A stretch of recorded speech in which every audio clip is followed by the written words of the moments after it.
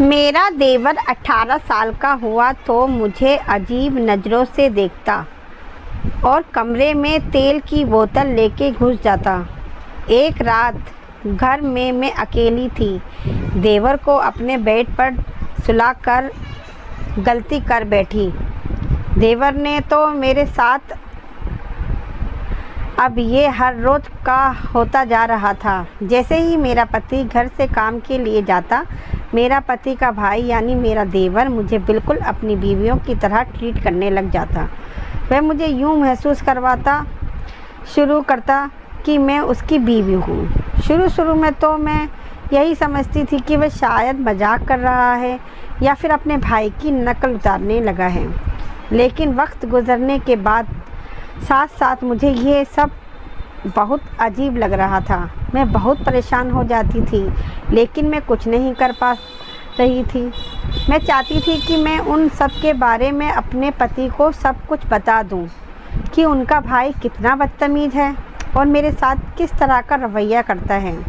लेकिन मैं हर बार ये बातें सिर्फ सोच कर ही रह जाती थी, क्योंकि मेरे दिमाग में ये बात आती थी कि कहीं उनको मेरी बातें बुरी ना लग जाएं, कहीं वो मुझ पर शक ना करने लग जाएं। क्योंकि मैं हमेशा कहती थी, औरत खुद ही मर्द के दिल में शक पैदा करती है और इसका दिमाग किस तरफ डालती है। इसलिए मैं अपने पति का दिमाग किसी तरफ नहीं डालना चाहती थी, क्योंकि मेरा देवर उनके आते ही मुझसे दूर हो जाता था। वह बिल्कुल इंसान बन जाता था। जैसे वह दिन भर मेरे साथ रहता था, मेरे साथ चिपकने की कोशिश करता था। मेरे पति के आते ही मुझसे 10 फीट की दूरी बना लेता था। रात में वह बिल्कुल मुझे भाभी की तरह इज्जत देता था और दिन भर वह मुझे बिल्कुल अपनी बीवियों की तरह ट्रीट करता था। मुझे समझ नहीं आता था या ऐसा क्यों करता है। मेरी शादी मेरी पसंद के लड़के से हुई थी, लेकिन यहाँ आने के बाद मैं बिल्कुल परेशान होकर रह गई थी। मुझे नहीं पता था मेरा देवर मुझे इस तरह से परेशान क्यों करता है। वह हर रोज़ मेरे साथ यही करता था। आज उसे बदतमीज़ी की हद पार कर दी थी। मैं खामोशी से किचन में अपना काम कर रही थी और वो पीछे से आकर गले लगने की कोशिश करने लगा और मेरे साथ बदतमीज़ी करने लगा। मेरा बस नहीं चल रहा था। मैं उसके मुंह पर थप्पड़ मार दूं, लेकिन वे मेरे पति का पसंदीदा भाई था। वे अपने इस वाले भाई से बहुत ज़्यादा प्यार करते थे। कभी कभार मुझे ये ख्याल नहीं आता कि उनका भाई साइको है, लेकिन मैं खामोश रही थी। वे मुझे हर वक्त यही कहते थे, सुमन तुम मेरे भाई जैसे बेटे का ख्याल रखना, जिसकी वजह से मैं उनसे उनकी शिकायत भी नहीं कर पा रही थी। जैसे ही उसने आज मुझे पीछे से गले लगाने पर चूमने की कोशिश की थी, मैं मुड़कर एक थप्पड़ उसके मुंह पर मार दिया था, क्योंकि मुझे बर्दाश्त नहीं हुआ था उसका इस कदर बदतमीज़ी से मेरे साथ पेश आना। ये बिल्कुल बच्चों की तरह मुझसे कहने लगा कि आपने मुझे थप्पड़ क्यों मारा है? मैं तो तुम्हें प्यार करना चाहता था और तुम मुझसे बदतमीज़ी कर रही हो। भाई को आने दो, आज मैं तुम्हारी सारी करतूत बताऊंगा। मुझे समझ नहीं आया कि मैं इसको क्या बोलूं। मैं सिर्फ इसको देखती ही रह गई और वो मुझे बोलकर घर से बाहर चला गया। मैं बिल्कुल सुनकर होकर किचन में खड़ी रह गई। मुझे महसूस होता जैसे मेरे जिस्म में जान नहीं रही हो। मेरे हाथ पैर बहुत पूरे तरीके से कांप रहे थे, क्योंकि मैं जानती थी वे अपने भाई का बहुत लाडला है। वो जो भी बोलेंगे मेरा पति मान जाएगा। मुझे अब इस बात का ही डर था कि कहीं ये कुछ उल्टा सीधा ना करवा दे। हम दोनों के बीच में अपने और अपने पति के बीच कोई दरार नहीं चाहती थी, और जो हैसियत यहाँ मेरे पति के लिए रखता था वे कुछ भी कर सकते थे, यहाँ तक कि मुझे तलाक भी दे सकते थे। इसी वजह से मैं बहुत ज़्यादा परेशान हाल में बैठी हुई थी। मेरा बस नहीं चल रहा था कि मैं इसका कत्ल कर दूं, क्योंकि हर आए दिन यही तमाशा हो रहे थे। कभी वो मेरे साथ कुछ करता, कभी कभी मेरे हाथ रख देता, कभी मुझे गले लगाने की कोशिश करता, और जब मैं इसको मारती या इसे डांटती तो मुझे यही धमकी देता कि मैं आपकी बात भाई को बता दूंगा। आज मैं खुद भी अपने पति का बहुत बेचैनी से इंतज़ार कर रही थी। मैं चाहती थी कि मैं अपने देवर के बताने से पहले ही सारी बात अपने पति की कानों में निकाल दूं, लेकिन आज मेरे पति घर आने का नाम ही नहीं ले रहे थे, और इसी बेचैनी में मैं कब रात में 10 बज गए मुझे अंदाज़ा ही नहीं हुआ। घर का काम भी वैसा ही पड़ा था। मुझे घबराहट इतनी हो रही थी कि जिसकी वजह मैं आज कुछ भी नहीं कर पाई थी। मेरा देवर भी सारा दिन आज बाहर ही रहा था, घर में नहीं आया था। मुझे उसकी भी टेंशन हो रही थी, ना जाने वहाँ कहाँ चला गया था, वरना वो तो सारा दिन मेरे आगे पीछे घूमता रहता था। घर में जैसे ही मेरे पति घर आए और घर की हालत देखकर हैरान रह गए, क्योंकि मैं घर बहुत साफ़ सुथरा रखने की आदी थी, और आज इस तरीके से घर को बिखरा देखकर वे परेशान से बोलने लगे, सुमन, ये सब क्या है? घर किस तरीके से हो रहा है? तुमने क्या सफाई वगैरह नहीं की? मैं उसकी तरफ देखा और घबराई हुई आवाज़ में बोली, आपका भाई अगर मुझे कुछ करने दे तो मैं कुछ करूँगी ना, मुझे परेशान करके रख दिया है। मेरी आवाज़ में उदासी थी। वो मुझे रोता महसूस करके एकदम ही मेरे पास आए और मुझे थाम कर बोले, क्या हुआ? तुम्हारी तबीयत ठीक है? और अमन कहाँ है? वे भी नज़र नहीं आ रहा है। सब ठीक है ना? वे अभी सिर्फ अपने भाई की ही परेशानी में आधे हो रहे थे। मैंने उनकी तरफ देखते हुए कहा, परेशान हो गई हूँ आपके शादी करके। जब मैं ससुराल आई हूँ आपके भाई ने मुझे बिल्कुल परेशान कर दिया है। मैं थक चुकी हूँ। आप मुझे ये सब बर्दाश्त नहीं हो रहा है। मेरे आंसू सैलाब की तरह आंखों से बह रहे थे। वे मुझे हाथ जोड़ते हुए बोले, मुझे क्यों परेशान कर रही हो? सब कुछ बताओ। सारा दिन घर में ऐसा क्या हुआ है जो तुम इस तरीके से रो रही हो? और अमन कहाँ है? मैंने नम आँखों से उनकी तरफ देखा और भारी हुई आवाज़ में बोली, आपका भाई हर रोज़ हद से पार कर देता है, और आज उसने बहुत बुरी हरकत की है। मुझे गले लगा रहा था। जैसे ही आप जाते हैं वह बिल्कुल मुझे बीवियों की तरह ट्रीट करने लगता है। क्यों मैं इंसान नहीं हूँ? मैं एकदम ही फट पड़ी अपने पति के सामने। वे बिल्कुल खामोश होकर मुझे अजीब निगाहों से देखने लगे। उनका एकदम ऐसे खामोश हो जाना मुझे अजीब लगा था। मैंने उनकी तरफ देखते हुए थोड़े गुस्से भरे लहजे में कहा, आप कुछ बोलना पसंद करेंगे? मुझे बाकायदा महसूस हुआ था जैसे वे मेरी आवाज़ से होश की दुनिया में लौटे हों। उन्होंने मेरी तरफ देखते हुए कहा, क्या तुम्हें अभी तक पता नहीं चला कि वे कौन है? तुम्हारा उनके अंदाज में काफ़ी ज़्यादा हैरानगी थी। मैंने खुद को झटका और उसकी तरफ देखते हुए बोली, मुझे पता है वह आपका भाई है, और इस रिश्ते के हिसाब से वह मेरा देवर है। मैंने गुस्से से कहा। मेरी बात सुनकर वे कहने लगे, तुम कहीं जानती इसके साथ क्या प्रॉब्लम है? वे क्या करता है? ऐसे तो मैं उनकी बात सुनकर हैरानगी की तरफ देखते हुए बोली, मतलब? जैसे ही वे मुझे बताने लगे सारी बातें सुनकर मेरे होश उड़ चुके थे। उनका एक एक लफ्ज़ मेरे ऊपर बम की तरह गिर रहा था। यकीनन निगाहों से उनकी तरफ देखने लगी और मैं एकदम हैरान होकर कहा, क्या मतलब है आपका? और जैसे ही उन्होंने मुझे कहा कि तुम इसकी मैं रामपुर की रहने वाली थी।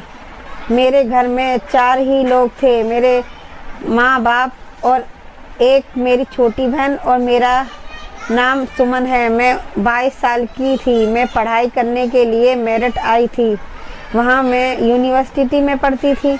मेरा ज़्यादा ताल्लुक़ किसी से नहीं था। मैं सिर्फ़ और सिर्फ अपनी पढ़ाई से ही ताल्लुक़ रखने वाली लड़की थी, क्योंकि मुझे ज़्यादा दोस्ती बनाने भी पसंद नहीं थी। वह बहुत सारी लड़कियों ने मेरी तरफ दोस्ती के लिए हाथ बढ़ाए, लेकिन मैं किसी का हाथ नहीं थामी।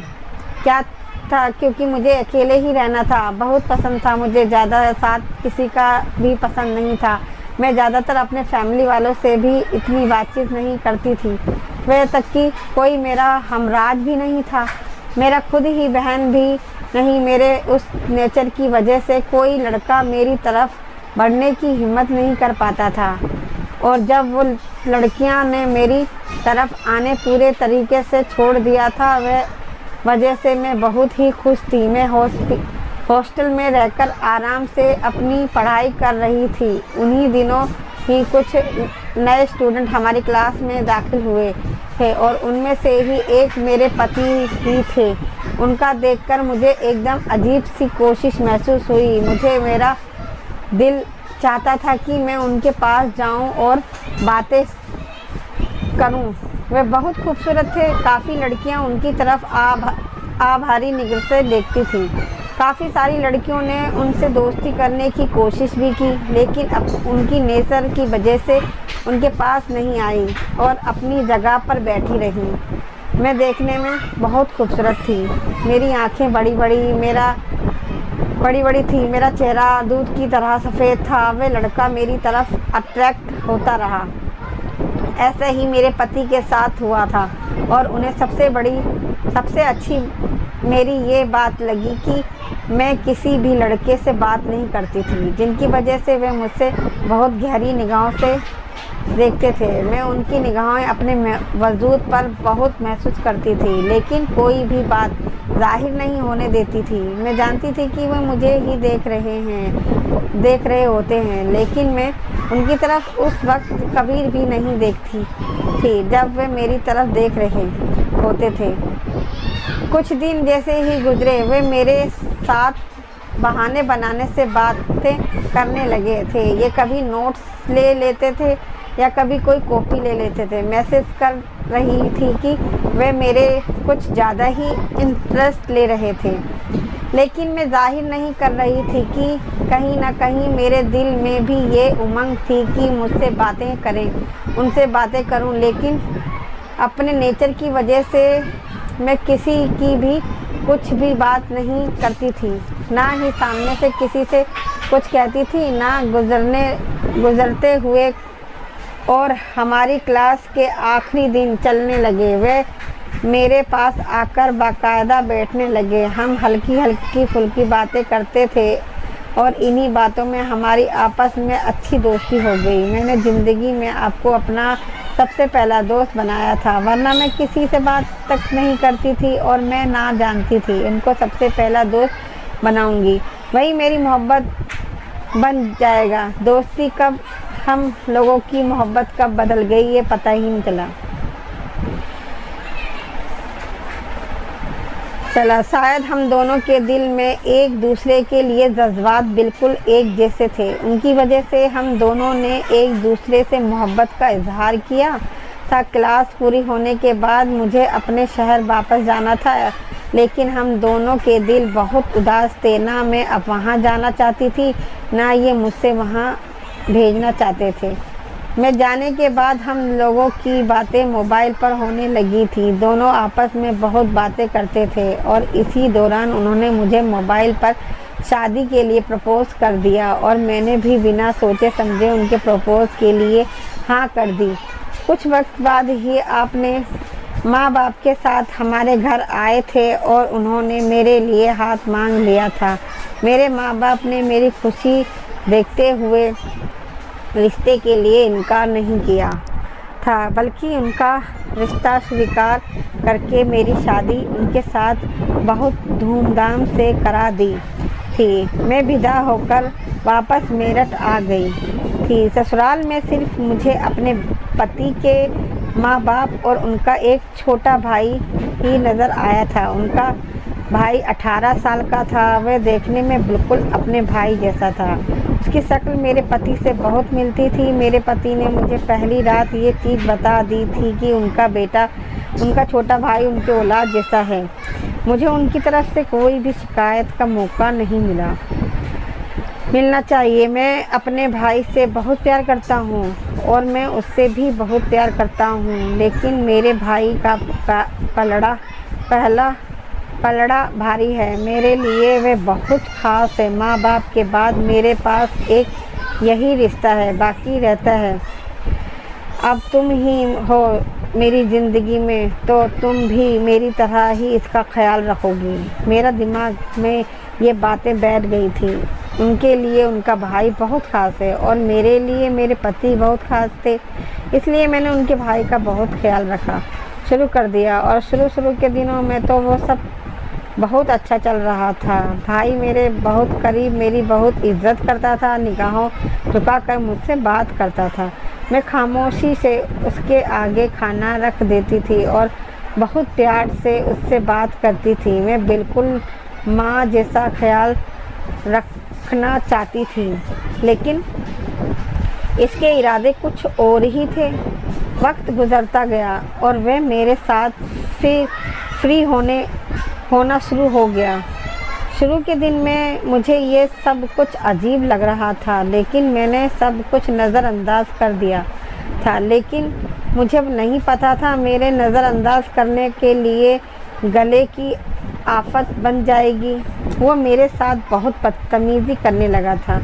साथ में मेरे पति को मेरे साथ बैठने उठने, बातें करते, प्यार करते हुए देख चुका था, जिसकी वजह से वे मेरे साथ ये सब कुछ कर रहा था। इसके जाते ही वे मेरे साथ बिल्कुल मेरे पति की तरह बर्ताव करने लगा था।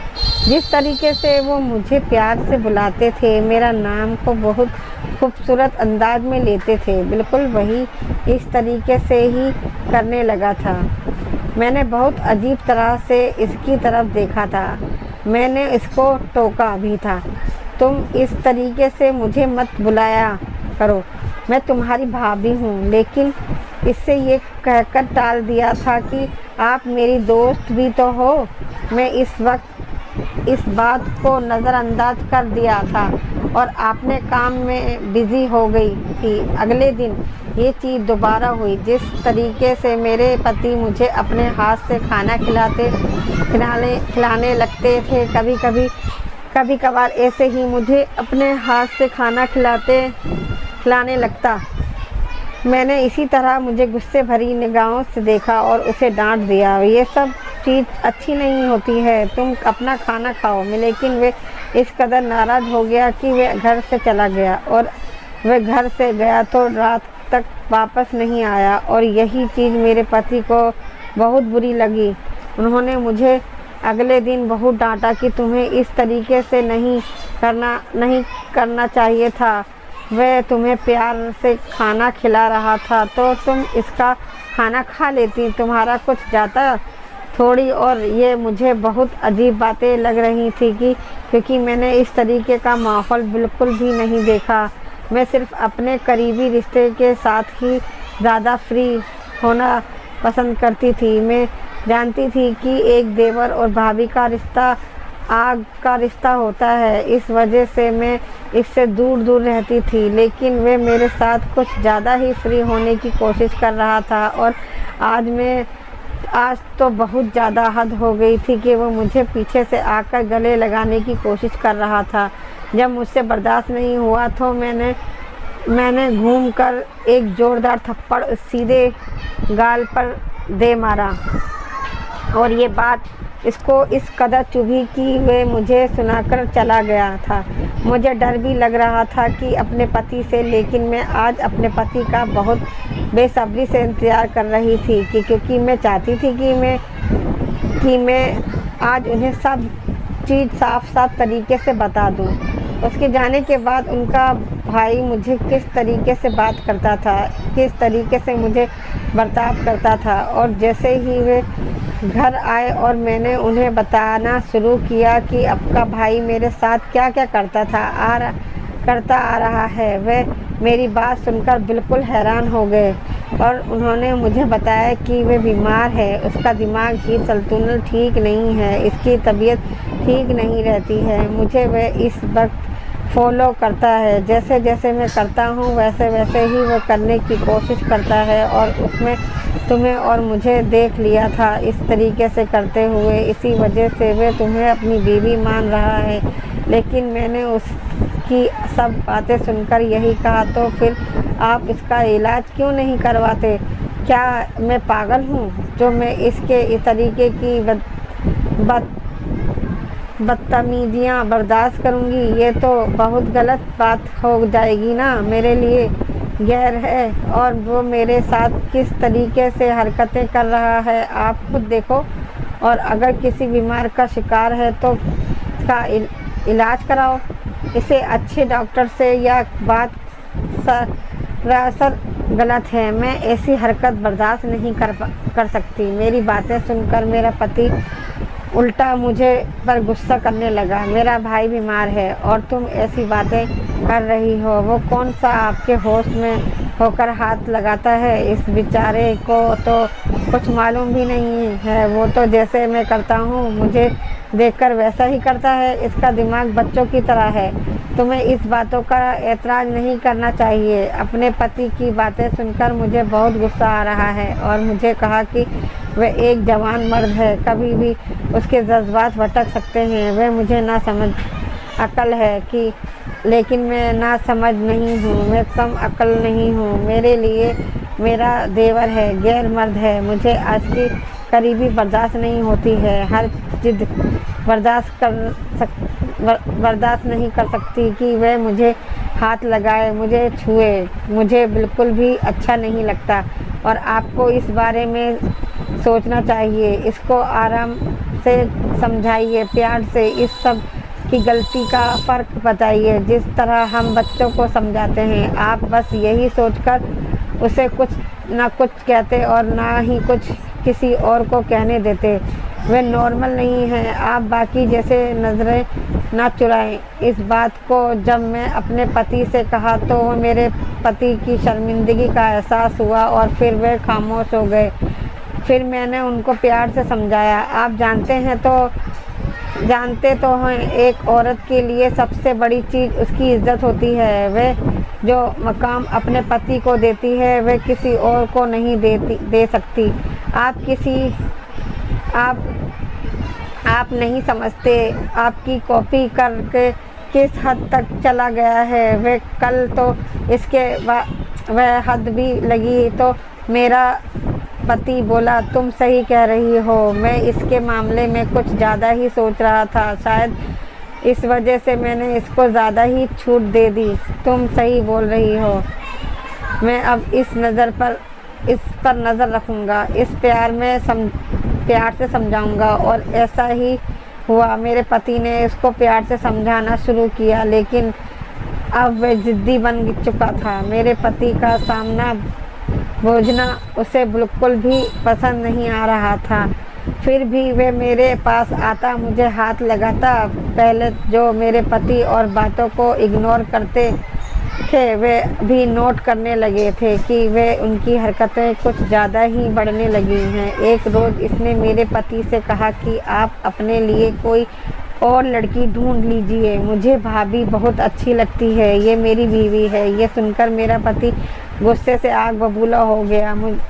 उसने इसको थप्पड़ दे मारा। थप्पड़ पड़ते ही बोलने लगा और गुस्से से खुद को कमरे में बंद कर दिया। मैं अपने पति की तरफ देख रही थी और शर्मिंदा होकर अपने कमरे में चले गए थे। थोड़ी देर के बाद पति कमरे से आए और अपने भाई का दरवाज़ा खोलकर इससे माफ़ी मांगी और इससे फिर से समझाने लगे। और सोच लिया था इसको हॉस्पिटल में एडमिट करवाएंगे और इसका अच्छे से इलाज करवाएंगे। जब हम इसको डॉक्टर के पास ले गए और डॉक्टर को सारी हकीकत बता दी तो डॉक्टर ने यही कहा कि अपनी उम्र से 3-4 साल पीछे कुछ ऐसे बच्चे होते हैं जो अपनी उम्र से 4-5 साल पीछे होते हैं। जैसे कि इसकी उम्र तकरीबन 27 साल की है, लेकिन आप ज़रा गौर करें, इसका दिमाग 20 साल का हो गया है और एक 20 साल का लड़का हर चीज़ समझता है। बाकी आम लड़कों की तरह इससे भी जज्बात हैं। इसके जिस्म में भी हर सारे बदलाव होते हैं जैसे कि आम इंसान के जिस्म में होते हैं। और जैसे लोगों को बहुत ज़्यादा देखभाल की ज़रूरत होती है, जैसे ही आप बता रहे हैं, वो बहुत ज़िद्दी बन चुका है। ऐसे बच्चों की अगर सही से देखभाल ना की जाए तो उनका खास समझकर उनकी हर चीज़ पूरी की जाए तो बच्चे ऐसे ही ज़िद्दी बन जाते हैं, अपनी हर बात मनवाते हैं। अगर कोई उनकी बात ना माने तो वो खुद को या अपने अगले इंसान को नुकसान पहुंचाने में देर नहीं करते, क्योंकि ऐसे बच्चों में गुस्सा बहुत ज़्यादा पाया जाता है। कुछ गलती हमारे आसपास रहने वाले लोग के और दुनिया की होती है, जो ऐसे बच्चों को चढ़ा कर पागल बना देते हैं। उनके लिए वे एक सब हंसी मजाक होता है, लेकिन वे नहीं समझते उनके अगला इंसान कितना पागल हो जाता है। बेहतर यही होगा आप उनको उनके माँ बाप के साथ रखें और अपनी बीवी को किसी अलग जगह पर रखें। जब इसे नहीं देखेगा तो वह धीरे धीरे इसको आदत पड़ जाएगी। मगर अब आप लोग ही घर में रहते हैं, डॉक्टर की बातें, ये हम लोग भी बहुत ज़्यादा परेशान हो गए हैं। और मेरा पति तो अजीब करिश्मा का शिकार था। वह अपने भाई को छोड़ सकता था, वह मुझे छोड़ सकता था, वहीं वह हम दोनों को एक जगह पर रख सकता था, लेकिन क्योंकि वह खुद ही अपने भाई की हरकतें अपनी आंखों से देख रहा था, वह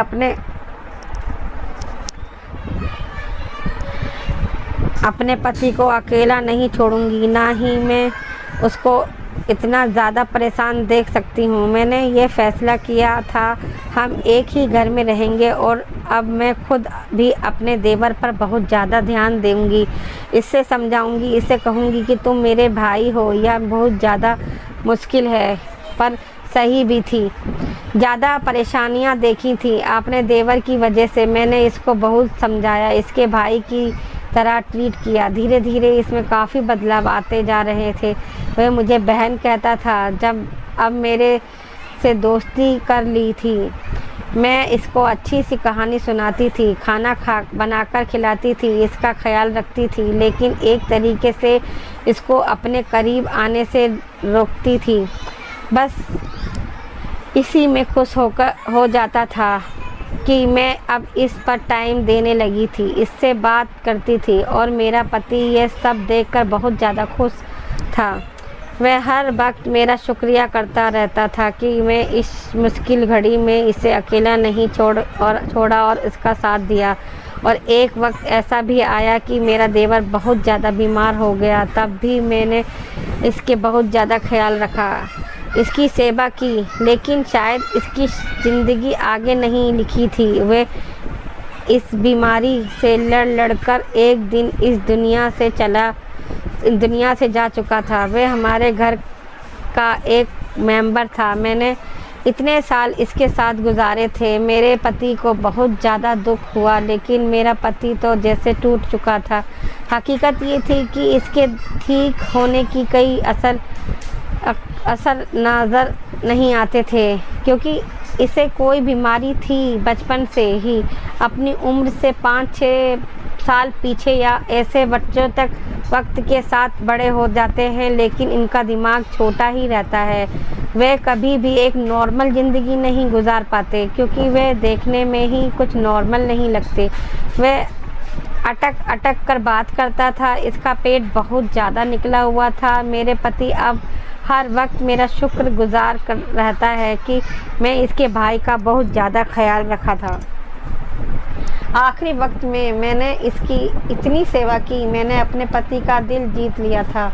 अगर इस वक्त मैं झगड़ा कर अपने घर से अलग हो जाती तो मैं अपने पति के दिल से उतर जाती। मैं अपने पति का शुक्रिया अदा करती हूँ कि मुझे उसने हिम्मत और हौसला दिया और मेरे बुरे वक्त पर मेरे सही फैसला किया।